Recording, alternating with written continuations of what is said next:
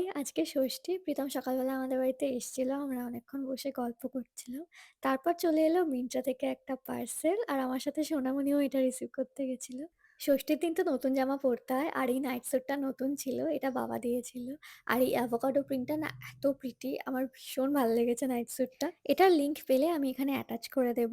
তো স্নান করে উঠে পরে নিলাম নতুন জামা। আমি আর রিনি আজকে সেম জামা পরেছি। ভীষণই প্রিটি লাগছে দুজনকেই। আর এদিকে তো লাঞ্চ করার টাইমও হয়ে গেছে আর আমার ভীষণ খিদে পেয়েছে। বাট এখন লাঞ্চ করতে গেলে হবে না। আমার একটা শ্যুট আছে। তো শ্যুটটা কমপ্লিট করতে হবে। শ্যুট কমপ্লিট করে লাঞ্চ করে নিলাম। আর তারপরেই চলে আসলো সুইস বিউটি থেকে এই পার্সেলটা। এই প্যালেটটা কি গর্জিয়াস না? তো তারপর সন্ধ্যাবেলা আমরা দুজনে রেডি হয়ে নিলাম। কারণ বেরোবো। আজকে একটু তাড়াতাড়িই বেরোবো ভাবছি ওই 7:30-8টা নাগাদ। ওইজন্য রেডি হয়ে নিচ্ছি। অ্যান্ড এই হলো আজকের আমার আউটফিট। একটা সুন্দর সিম্পল কুর্তি, তার সাথে একটা সিম্পল ইয়াররিংস অ্যান্ড এই হলো আমাদের দুজনের ফাইনাল লুক। আর প্রীতমও চলে এসছে আমাকে নিতে। এবার আমরা সবাই মিলে বেরোবো। আর এই হলো আমাদের দুজনের আউটফিট।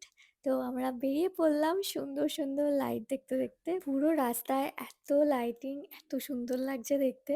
তো সুন্দর, সুন্দর লাইট দেখতে, দেখতে আমরা পৌঁছে গেলাম তনয়ার সাথে মিট করতে। আমরা এসেছি একটা চায়ের দোকানে। তো সবাই মিলে চা খেতে, খেতে অনেক আড্ডা দিলাম। তারপর চলে গেলাম পাশের একটা প্যান্ডেলে ঠাকুর দেখতে। আমার না এই ডাকের সাজের প্রতিমাগুলো এত ভালো লাগে, এত মিষ্টি হয় প্রতিমাগুলো। এই প্যান্ডেলটা একদম ফাঁকা ছিল। মাঝে মধ্যে ২-১ জন আসছিল। তো এখানে দাঁড়িয়ে আমরা প্রচুর ছবি তুলেছি আর গল্প করেছি। এবার চলে আসলাম একটু খাওয়া-দাওয়া করতে এই কাবাবের দোকানটায়। আমরা সবাই নিয়েছিলাম মালাই কাবাব অ্যান্ড সবসময়ের মতো এটা খেতে দারুণ ছিল।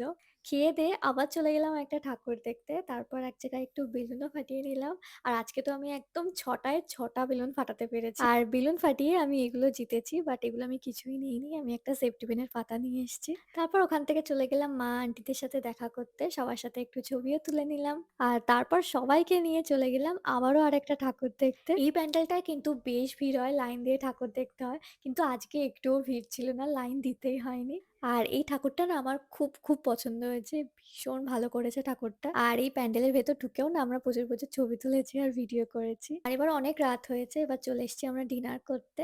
আর সেখানে গিয়ে দেখা হয়ে গেল এই কিউটিটার সাথে। রেস্টুরেন্টে ঢুকেই তো আমরা অর্ডার করে দিলাম যা, যা খাবো।